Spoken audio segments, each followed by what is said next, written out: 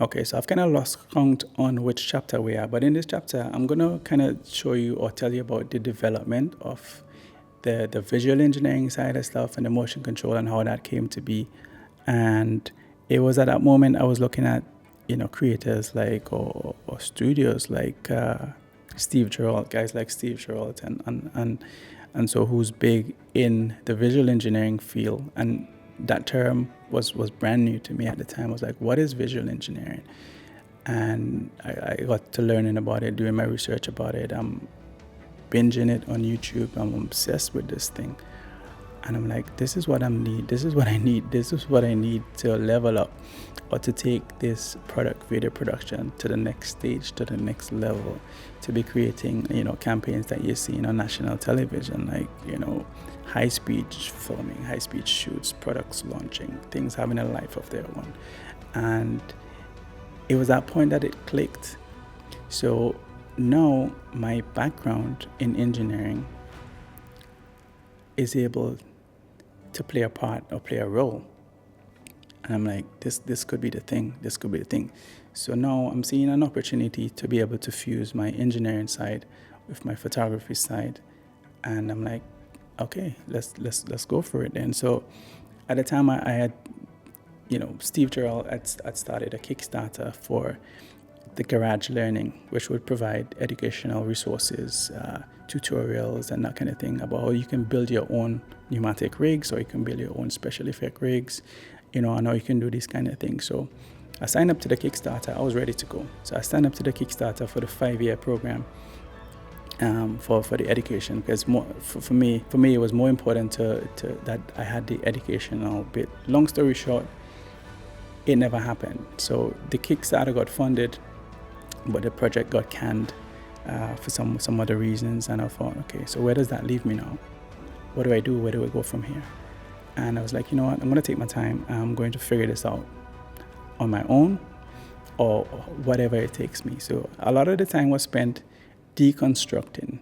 And sometimes you don't have to reinvent the wheel, especially when you start in a new thing. You can replicate stuff. You can try to follow what somebody's done and see how you can do it. And then after that can take, you can have your own take on it. But I think a lot of the times we can just try to see if we can actually do it in the first place. So I'm there and I'm creating these rigs, and I'm building these rigs on my own, and I'm trial and error, doing a lot of research, getting it wrong. And yeah, I was gaining experience in that particular field of visual engineering, and I'm loving it, and I'm following all these great creators from around the world that's in that particular field. And I felt at home, to be honest. I felt like this is what I would want to do. This is what I want to be doing. And what happens now is that these things get out of control. So one of the disciplines that we use here currently is high-speed filming, and high-speed cameras aren't cheap, and basically the industry standard cameras is in excess of £100,000, and you're like,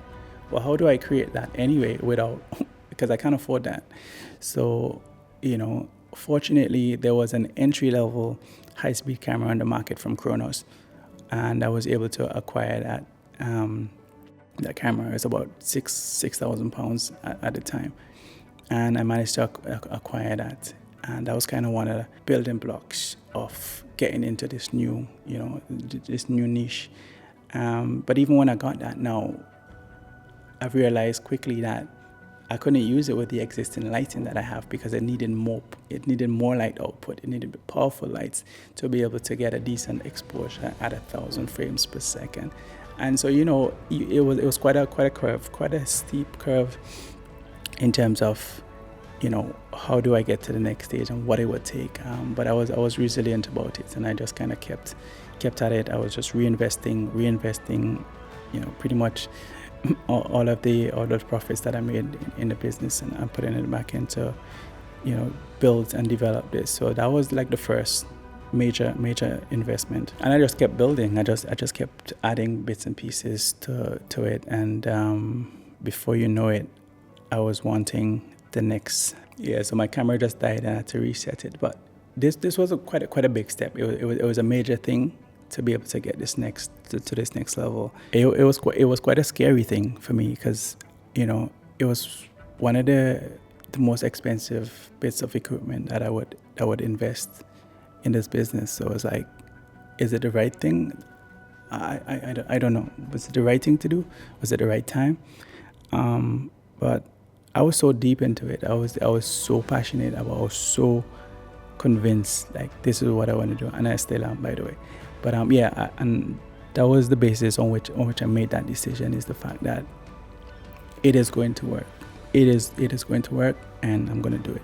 So I decided to invest in a motion control robot. After doing a lot of research and trying to find out what the best options were, I pressed the button on that, and we got a motion control robot at the studio.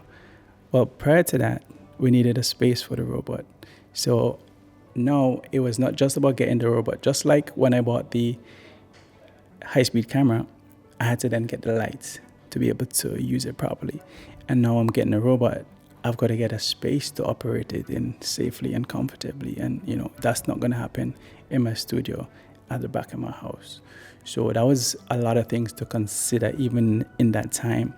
And just trying to work it out, just trying to judge it, just trying to gauge, in terms of forecasting, how am I going to be able to pay these bills, the new overheads for commercial premises that I was about to take out. It was quite a scary time, to be honest with you. But here we are, and I've not regretted any of those decisions that I've made in that time. So here we are in our studio space, and we're able to level up the production value that we can offer to our clients. And this is definitely the space that I intend to operating for some time to come. So now you guys are pretty much up to date on the journey and the twists and turns that it took to get here. So that's where I'm going to end this series of videos, from a get to know me point of view, getting to know like the business, getting to see a little bit more behind the scenes of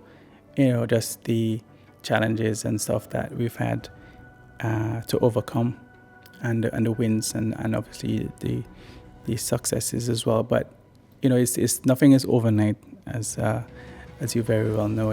Things takes time to develop, and now I'm at a stage where I'm happy with where the studio is at technically and gear-wise, and now my focus is going to be more on marketing and really, I suppose, fine-tuning my clientele, or my ideal client, and just reaching those people who really appreciate the value of what it is that we do here at the studio.